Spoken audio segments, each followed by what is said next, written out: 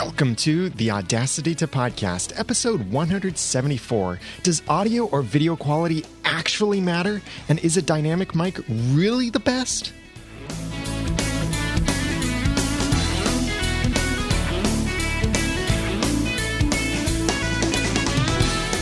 Thank you for joining me for the Audacity to Podcast. I'm Daniel J. Lewis, and this is the award-winning how-to podcast about podcasting, where I give you the guts and teach you the tools to launch or improve your own podcast for sharing your passions and finding success.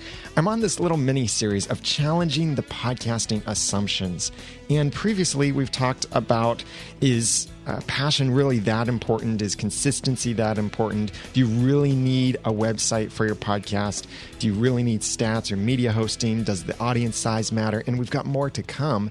Please check out the full list of these episodes, either in the show notes for this episode over at theaudacitytopodcast.com/174, where you can also get all the other show notes that I mentioned and links and stuff over there. Or you can jump straight to the list at theaudacitytopodcast.com/assumptions.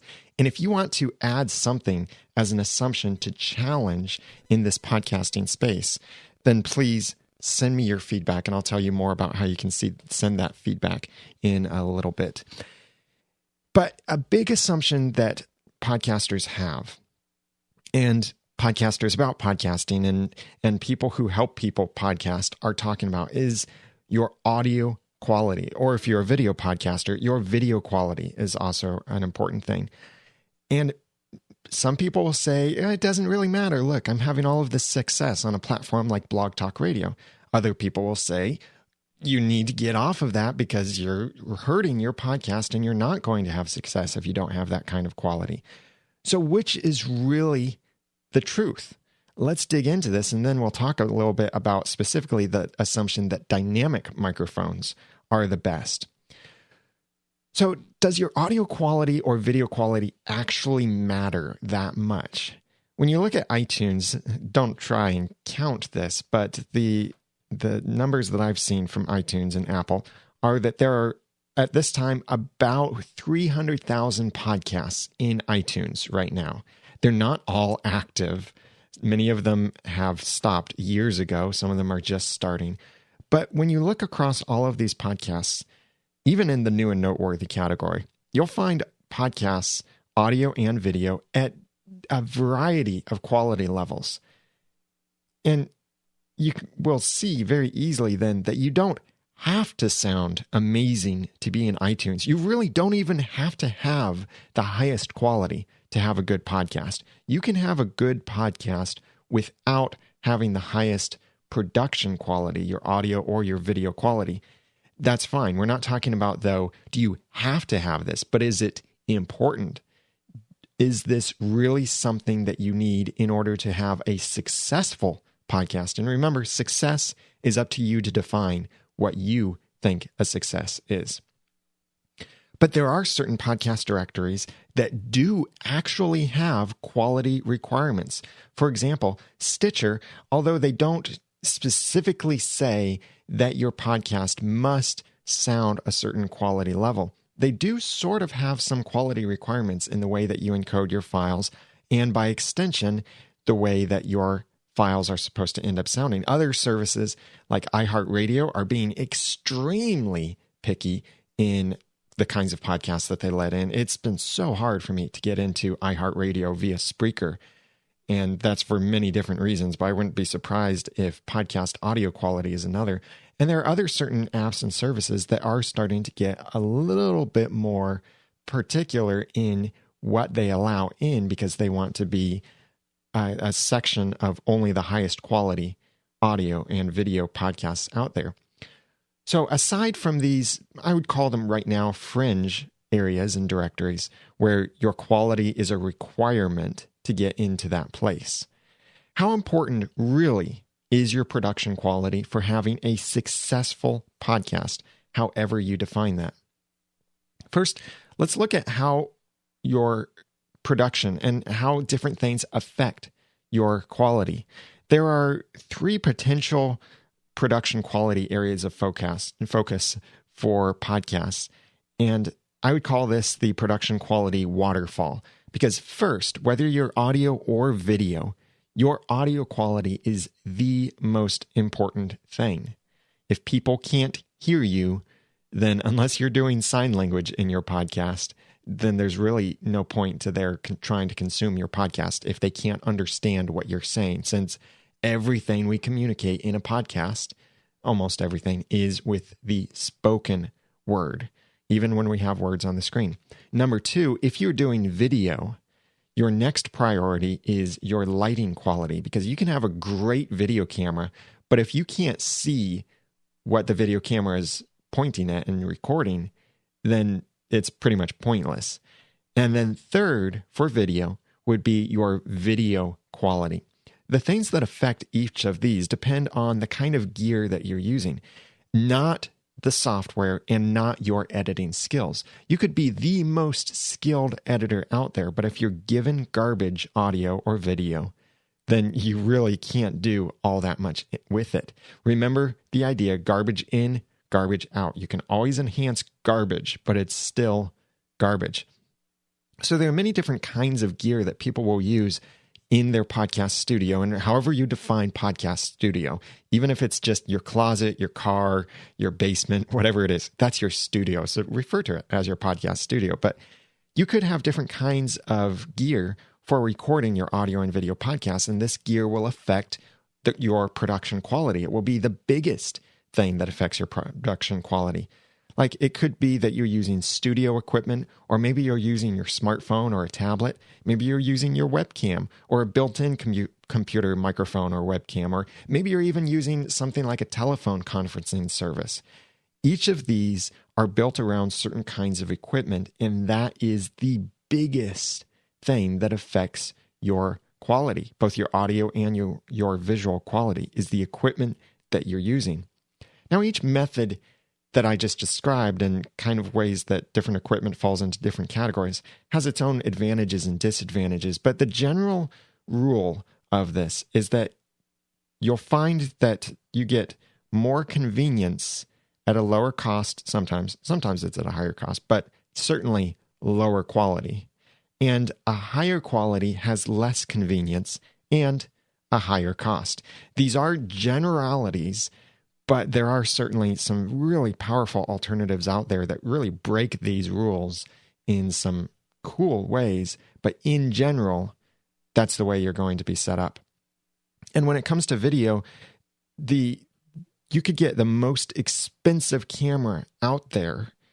Like think about a Red camera, which that's not the most expensive, but it's a 4K camera. And no one really should be putting out 4K video as a podcast file. I think at this time that might change many, many years from now, but I think standard definition and basic HD will always be best options for bandwidth and everything else.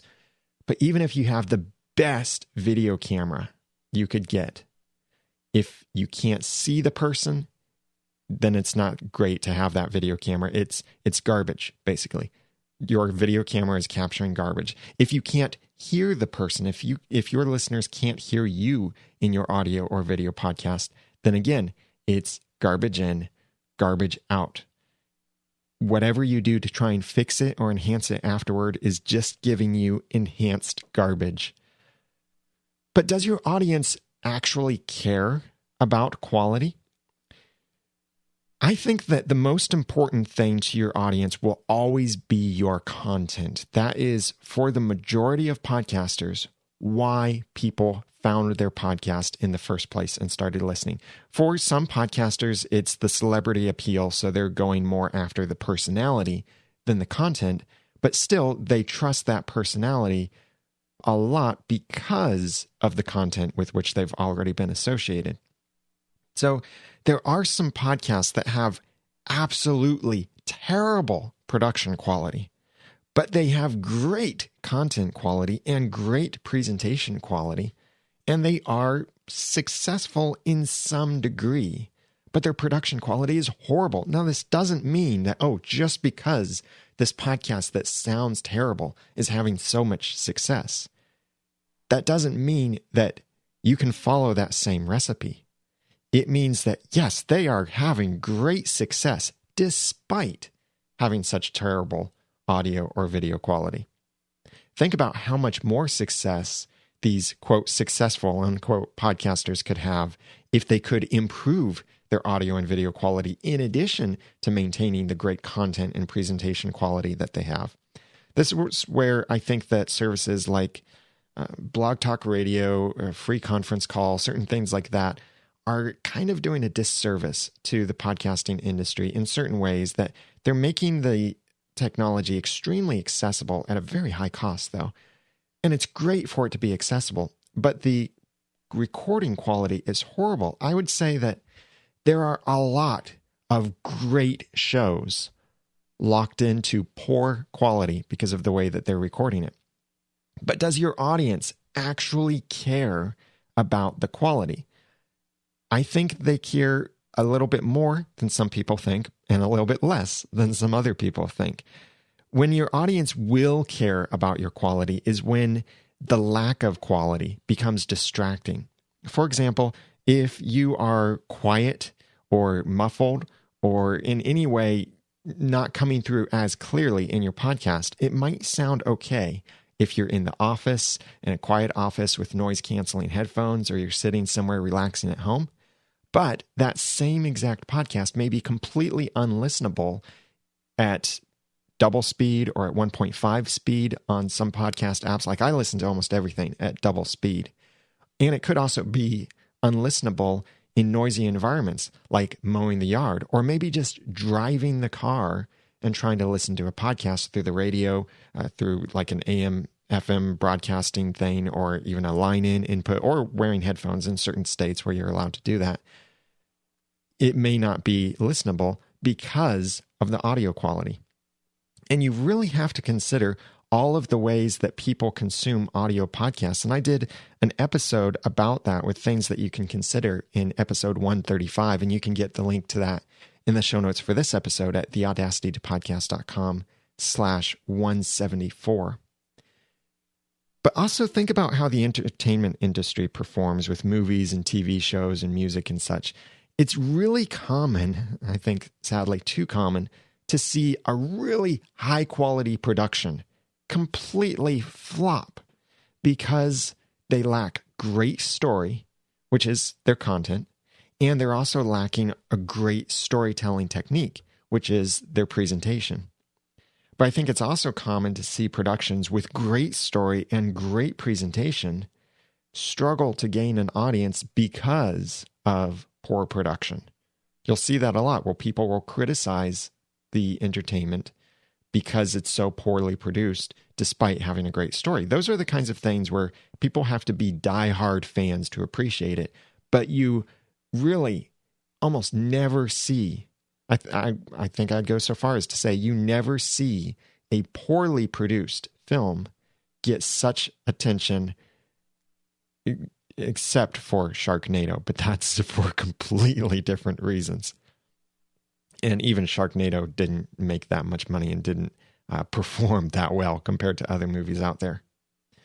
And when you're competing for an audience, and that really depends on your perspective on competition, and I did an episode about competition, and that was in episode 108, or you can get that link in the show notes for this, episode 174. You really don't want anything working against you when there's the chance that your audience may decide not to listen to you and instead listen to someone else. And your quality could be a major reason why someone will choose someone else's podcast over yours. So in a way, your audience does care about quality, but I would say it's a subconscious care, that they really don't care until they notice it. And you don't want them to notice your lack of quality. You want to be as high quality as possible so that you're not distracting them and preventing them from listening in their preferred environments. So let me give you some basic ways of how to improve your quality. Remember that production quality water flow, your audio quality, your lighting quality, and your video quality. Those are the most important things. So practically, this means that your microphone will really be the best thing to upgrade first. Before anything else in your equipment, look at how you can upgrade your microphone or maybe switch to a better style of microphone for your particular needs. I'll talk more about that in a moment when I challenge the assumption of dynamic podcasting microphones, especially the Heil PR40. So let's look at audio-only podcasts. If you're producing a podcast in this way, really look at the chain of devices from your microphone on down for where you can improve your quality. If you just have your microphone plugging straight into your computer, then there are plenty of things that you could put along the path to improve the quality or replace along that way. You could almost turn this into a little song. The microphone's connected to the preamp preamp's connected to the mixer's connected to the compressor limiter gate, and on and on. And the effects, or the compressor limiter gate, is connected to the equalization is connected to the output's connected to the recorder, and you can even add even more things in all of these steps along the way in this audio chain. You don't have to have all of these pieces in your audio chain, but adding or upgrading these pieces may improve your quality. If you have a great microphone and you're plugged directly into your computer and you're getting poor audio quality from it, well, you already have a great microphone, so maybe something else in your audio chain needs to be updated or replaced, and that could be what you're using to record the audio, like your computer. Or sometimes it can't even be the other way around, where, for example, if you have a Zoom H4n, which doesn't really have great preamps in it, and the preamp is a way that the device amplifies the audio in the microphone and kind of powers the microphone in a sense. And if you have poor quality preamps, you'll get a lot of hiss in your recording. So if I were to plug in my microphone directly into the Zoom H4n, I would get a much lower audio quality than other methods. So you might even need to go from plugging directly into an external recorder to instead plugging directly into your computer. But the more items that you have in this audio chain, the more potential you have for increasing the audio quality. But that does also get more expensive and more complicated. And yet it can save you time because it means fewer things to fix after you record. So that's in your audio podcast. If you're doing a video podcast, in addition to thinking about the audio and the whole audio chain and improving that, then look at your lighting first, because no one can really appreciate a video camera's high definition quality, no matter how many pixels you jam into that screen, if they can't even see you, or they can't see you well, or you're poorly lit so that it looks terrible. The lighting is bad, the color is bad, shadows are in weird places, all of that. And it's surprisingly inexpensive to get great lighting for video. The easiest way that won't cost you a single dime is go where there's sunlight.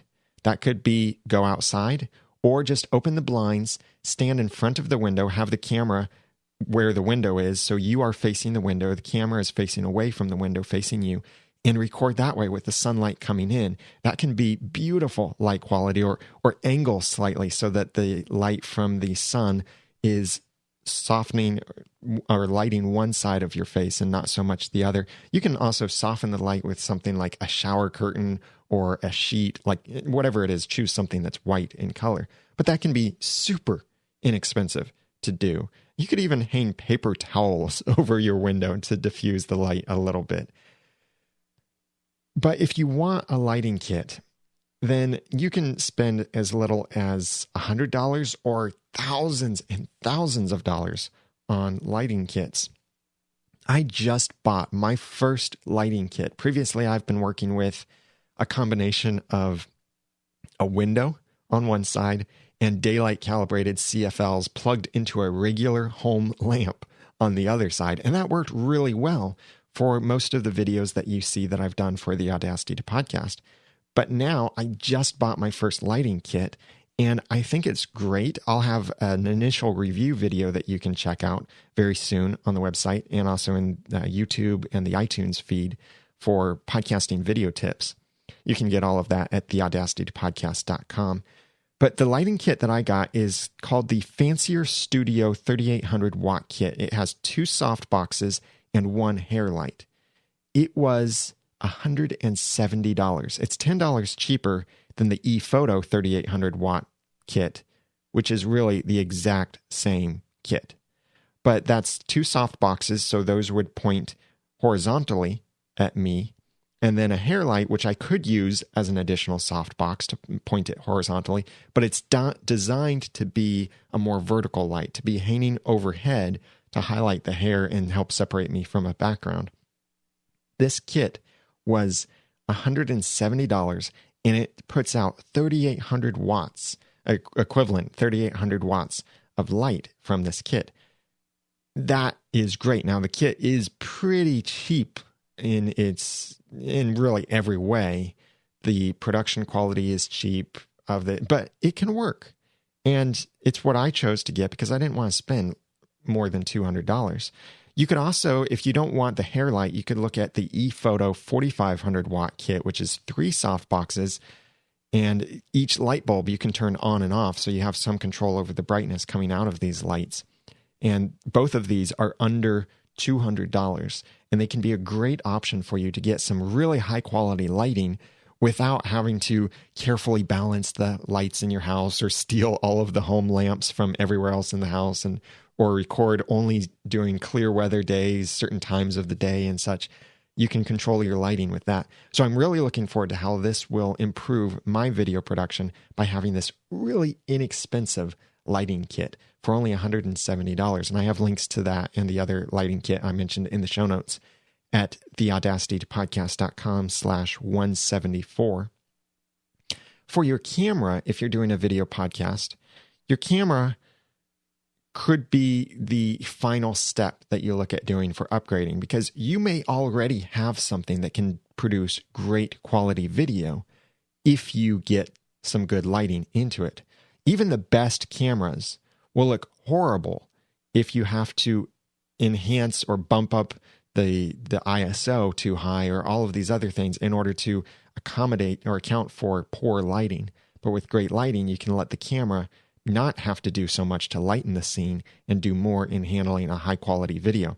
So your webcam, of all of the different options out there, your webcam is the lowest quality, but many webcams are really good with their quality. Like the Logitech C920 is still really good. It can record in full HD 1920 by 1200 or 1920 by 1080. It requires quite some processing power on your computer to handle that, and your computer could get a little bit noisy if you try and do that. But if you have some great lighting, that webcam can look great. Even newer computers that have webcams built in, those webcams are now starting to get pretty good. But also, if you have a smartphone, like especially an iPhone or any kind of new smartphone, Android, iPhone, Windows Phone, the cameras on those are also really good, even better than a webcam like the Logitech C920, because their optics are designed a lot better.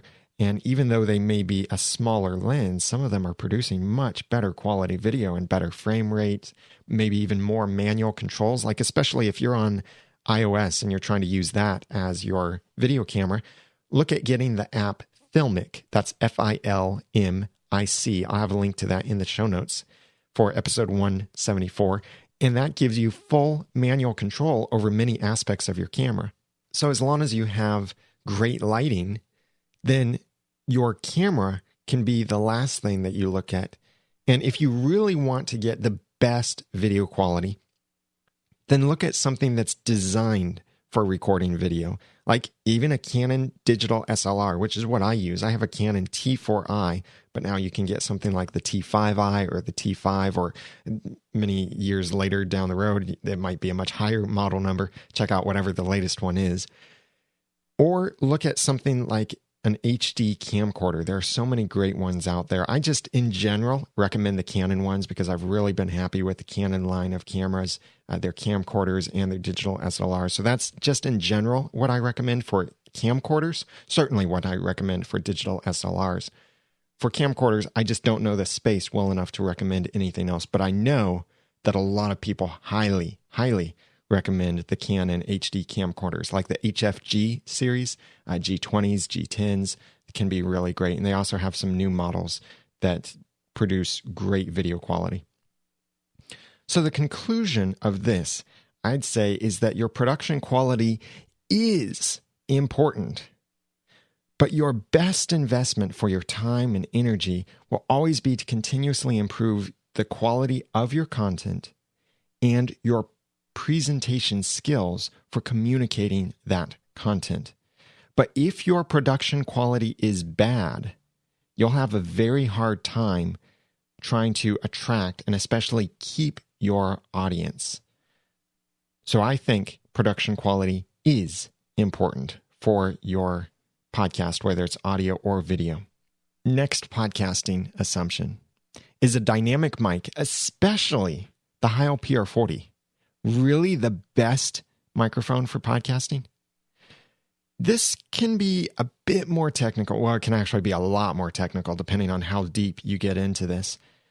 And your audio quality, like I said, is so important to your video and audio podcast. It's the most important thing for you to focus on.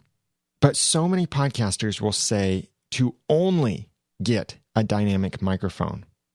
And a lot of podcasters will praise the Heil PR40 as the golden standard of podcasting microphones out there. And is that true? Well, I don't really think so. And there are some different cases where a different kind of microphone may be a better choice for you. The main two different kinds of microphones out there for studio microphones, that is, are dynamic microphones and condenser microphones. And there are a lot of differences between these in extremely technical ways that I'm not going to get into in this conversation and the different ways that they capture sound. But for our sake, let's just look at the practical side of these two different kinds of microphones. A condenser microphone usually captures a wide range of frequencies, your high tones, your low tones, these different pitches, and all of the dynamics of your voice. They also capture a wider area of sound. Often, condenser microphones will be omnidirectional, not always, but often they may be omnidirectional. So that means they're capturing sound from all directions, not just from the end of the microphone or in front of the microphone, from the side or whichever direction. But also, they capture a wider area with a smaller fall off for distant sounds. So a condenser microphone will pick up a sound that's on the other side of the room better than a dynamic microphone will, because the condenser really picks this up in a different way, and so it's picking up those distant sounds a lot more. A dynamic microphone usually captures a slightly smaller range of frequencies, so voices won't be as rich as they would be on a condenser microphone. And dynamic microphones usually have a more narrow area of sound, especially end-fire microphones with a cardioid pattern. And that means that they're primarily capturing the audio that is coming out of the end of the microphone and just in front of the microphone. Imagine if the microphone itself was blowing up a balloon at the tip of the microphone. And that's pretty much what a cardioid pattern is like for a dynamic microphone. But also, they have a narrower capture range because they have a greater fall off for distant sounds. If I stand at the other end of the room and talk, you won't hear me as much on a dynamic microphone as you would on a condenser microphone. But there are many other kinds of microphones. It's not just separated into dynamic and condenser microphones. There are many different styles of microphones. Like, besides just the studio microphones that we're typically familiar with, you could also have a lavalier or a lapel microphone, a shotgun microphone, a surface microphone, a headset microphone, and many other different formats out there that have specialty needs and purposes for them. And each microphone has its place in your recording studio depending on your particular needs and your voice. For example, a shotgun microphone may be better for you than a studio microphone if you need the microphone to be outside of the camera frame and away from the audio source. I've used dynamic microphones, like just regular studio microphones, before to position them like a shotgun microphone, which is what you typically see in movies and TV production, where someone is holding the microphone on this big long stand and it looks like a dead cat hanging from this stick. They're not just enticing the actors with a dead cat hanging from a stick, but that is the microphone, and it's usually a shotgun microphone they're using. I've done something like that with just a regular studio dynamic microphone, but it wasn't as good as using a shotgun microphone because I was kind of hacking things together. So which microphone actually has the best audio quality possible? That's a misleading question. Your voice is different than everyone else's. Your recording environment is different from everyone else's. And your goals for how you need to record are probably also a little bit different than most other people. So what may be the best microphone in one particular situation could be the worst microphone in another situation. For example, you could get a $500 studio microphone to record in your studio and sound amazing with it. Perfect reproduction of your voice, perfect enhancements, whatever it is. But then take that same microphone to a conference and try to handhold it for an interview, and it would be horrible. It would be the worst microphone possible to use. If you at all drop that thing or bump it too hard, you might damage it, and it would not be good to take to your conference. And there are different aspects of video where you may not want to use this same microphone. Like it could be covering up more of your face than you need to, or you may be trying to record in the closet with a condenser microphone. But then if you try and record a video that way, it just won't look great because you're in the closet because of this microphone and the microphone's covering your face. So I'll leave the more technical aspects of the best kind of microphone to more experienced audio engineers out there. But here are some general guidelines on the different kinds of microphones and their best environments for you to use them. A studio condenser microphone is best for soundproof studios or intentionally including environmental sounds like a coffee shop or outdoors or at an event somewhere where you want the environment to be captured, but the environmental sounds aren't too loud. A great studio condenser microphone I've seen is the Blue Mouse. One of the reasons I really like this is I've been watching Rhett and Link's Good Mythical Morning, and also they have this other spin-off show that they occasionally do called The Mythical Show. And they use a Blue Mouse microphone. It's a condenser microphone, and it sounds really good. They don't have to be right up on the microphone. They're a couple feet or a few feet away from the microphone, and it picks them up really well. But they have a nice studio that's very quiet, and if any of the camera crew laughs, you hear it picked up in the microphone, or if something is dropped or bumped, you hear the microphone pick it up. But they're in a great studio for recording sound and for recording video. And so that studio microphone works really well. I'll have links, by the way, to all of these specific microphones that I recommend in the show notes for episode 174. Studio dynamic microphones are best for, quote, studios, unquote, where you don't have that kind of soundproofing or you have very little background noise, like just your computer running in the background or a computer fan, maybe an air conditioner, maybe some house noise here and there. But I always recommend try to reduce the noise as much as possible. This is, in general, a great microphone for podcasters because we're recording in this kind of environment. We don't have professional studios. We haven't soundproofed our rooms. Even the closet, as great as it is, it's not the ideal place to record a podcast all the time. So in general, a studio dynamic microphone might be the best thing for your audio podcast. Some great microphones along this line are, of course, the Audio-Technica ATR2100 USB, or its kind of clone or twin, or I don't know what you would call it, the AT2005 USB. Both of these microphones at this time are about the same price. I would recommend if you're going to buy a microphone, because these both have the exact same features, it's just the ATR 2100 has a bit better of a warranty than the AT 2005, but the AT 2005 looks a bit more professional, fits a standard microphone mount. There are different pros and cons to each, but their sound and features, like they're both XLR and USB, are pretty good. So these, between those, whichever one is cheaper, really. You could also look at the Samson Q2U, and that's Samson, Samson. That's also a great microphone in the same kind of design, USB and XLR. The Electro Voice RE320 on the higher end of things, or the Electro Voice RE20, the Rode Procaster is also really good, or even if you really need to, the Heil PR40. I'll talk more about that in a moment.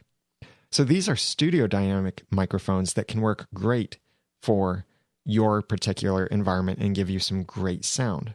But then lavalier or lapel microphones are best for out-of-the-way recording in video, not in audio only, but in video, where you have a quiet environment or where the microphone can be close enough to your face that it captures more of you than of the environment. This is especially great for wireless recording. Some of the best microphones in this field would be the Rode SmartLav, the Giant Squid Audio Lavalier, or the Sennheiser ME2 microphone, which also comes with different wireless kits and such that you can look at.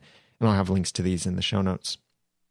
Shotgun microphones are best for out-of-the-frame recording in video, where the speaker, the person you're trying to record, stays in one place and the microphone is positioned so that the camera can't see it. So you're not wearing a microphone anywhere. There's no microphone on a stand that people can see. The microphone is generally above you in this case. But if you move around very much, then you need someone to point this microphone at you and keep it on target. So this can be kind of tricky to work with at times, but can be great for some videos because then the microphone is completely not in the video at all. That's why they use this for movies and TV shows most of the time for the close-up shots, because then you never see a microphone. But they also hide microphones in many other ways for movies and TV. A great microphone for this would be the Rode NTG1 or the NTG2. They each have their different little minor differences. If you need a headset mic, not a USB headset mic, but a professional headset mic like you see professionals using, these are best for more active kinds of recording, moving around. If you're a moving speaker, walking back and forth, walking among the crowd, moving things. I recommended a headset mic to someone who wanted to podcast while they were playing airsoft. That's highly active. You can't be holding a microphone and you can't be standing at a microphone during that. You have to be able to move around and the microphone not just fall off and also not rustle with a lot of your clothing as you're moving around. So a headset mic can be great with this, but they are a bit visible in the video that you're recording depending on your perspective and everything. And some great microphones for this. The Countryman is really probably the premier mic for this, but also there's some great mics from Audio-Technica and Rode and Nady in this space as well. Dynamic handheld or interview microphones are best for, get this, hand holding and interviewing, but it's also an ideal kind of microphone to use in a noisy environment when you're doing some interviews. This is the kind of microphone that you see news broadcasters holding. It's designed to be held, so it has the shock mounts inside of it so that you don't get handling noise while you're working with the microphone. And they often have very long handles to them as well, so you don't have to hold your hand very close to your face, but your hand can be at a comfortable position, as well as not having to have your arm stretched in front of someone as you're interviewing them, but just having your hand just slightly turning back and forth to be able to point the microphone at you or at your guests that you're interviewing. So each of these particular microphones will be the best microphone for your case, depending on what your case is. And it depends so much really on your budget and on your own voice for exactly which microphone you should use. I've got a couple of these recommendations for different models in the show notes for episode 174. And if you purchase through that, then that helps support what I'm doing as well through my affiliate links. But let's challenge one of these microphones. Is the Heil PR40 really the golden standard of podcasting microphones? In short, no. But why? If you listen to a lot of other podcasts about podcasting, or really any other podcast about podcasting, you'll most likely hear two microphones regularly recommended. That is the Audio-Technica ATR 2100 USB and the Heil PR40. Either of these are highly praised as the microphones to get to help you take your podcasting to the next level. And I think that the Audio-Technica ATR 2100 USB or the AT2005 really does deserve this recommendation. Although the Samson Q2U microphone is a great competitor with the same features, sometimes around the same price, sometimes even cheaper. Like Target recently had some killer deals on this microphone, but they're all gone now. But what about the Heil PR40? I am talking to you right now on a Heil PR40, and I've had this for a while, and I was one of those who saved up for a while to get the Heil PR40. I have two of them in my studio right now.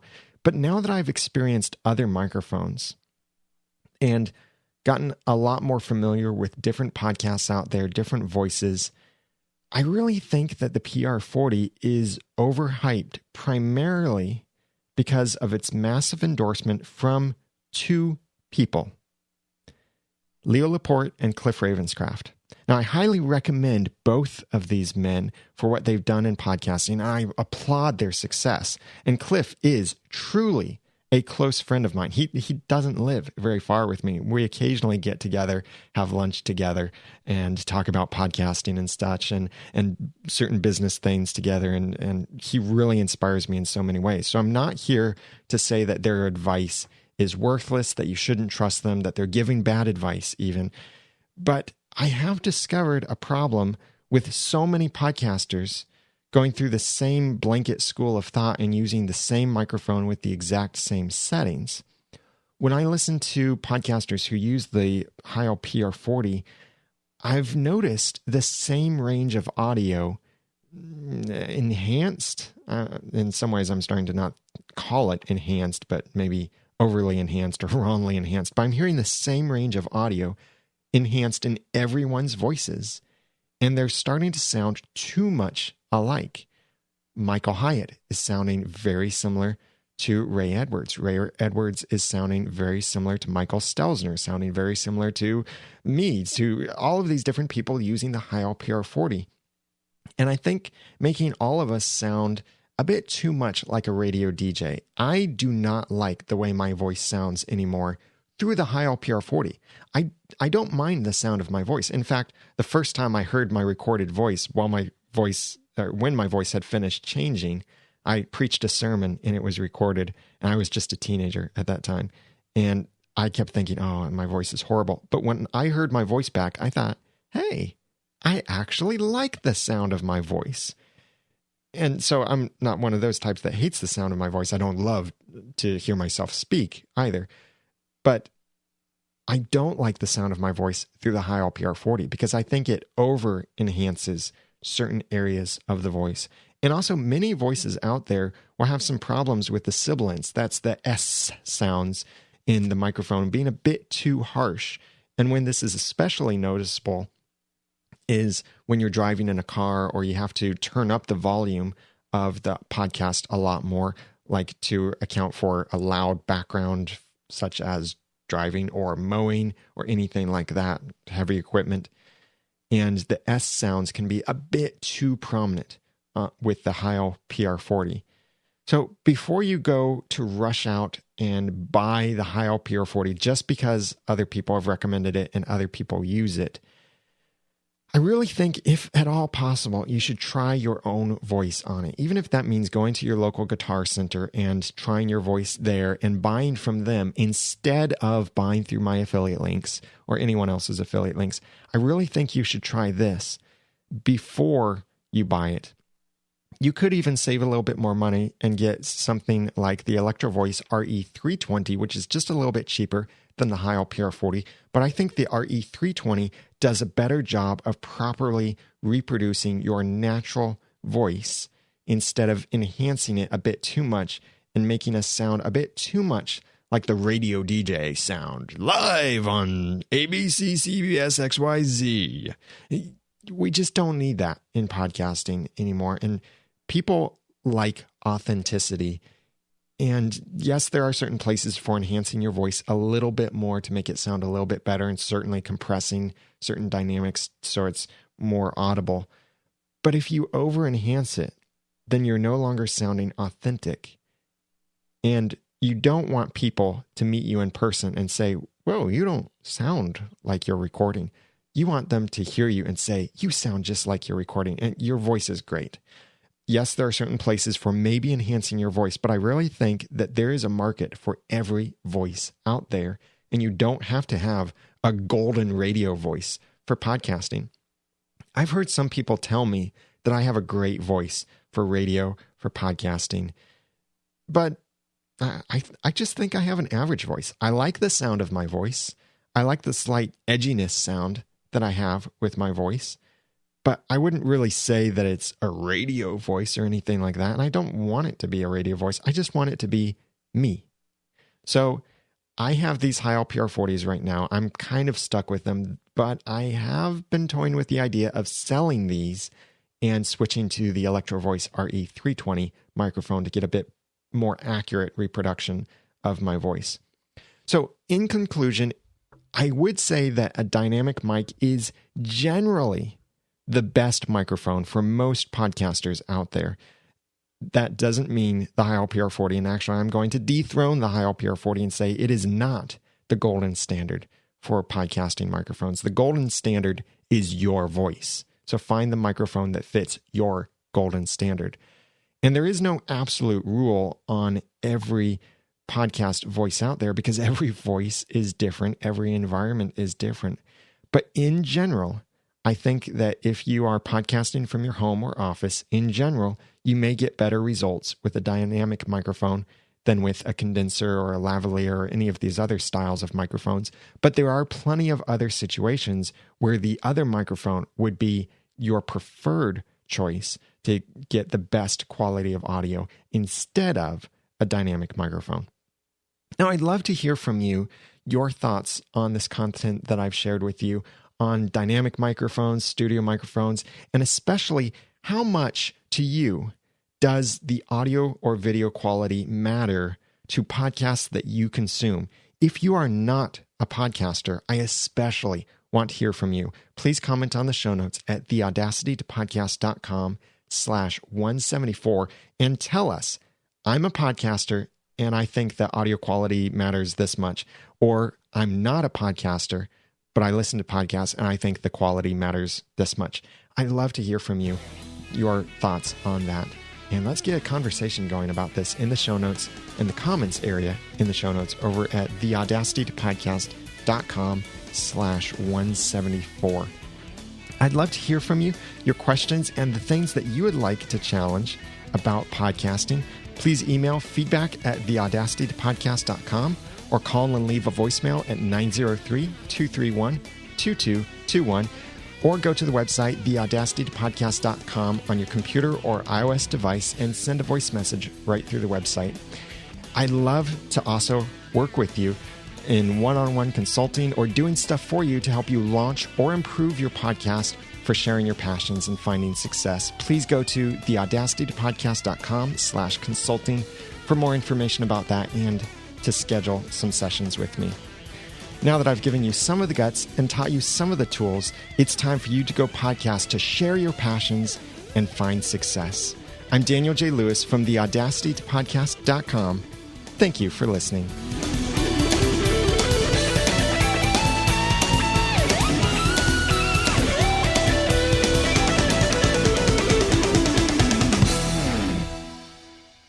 The Audacity to Podcast is a proud member of Noodle Mix Network. Find more of our award-winning and award-nominated podcasts to make you think, laugh, and succeed at noodle.mx. Like catch up on all of the recent finale episodes of some of your favorite TV shows, Marvel's Agents of S.H.I.E.L.D., Resurrection, and Once Upon a Time, as well as the upcoming return of Under the Dome, and learn how to be productive in your personal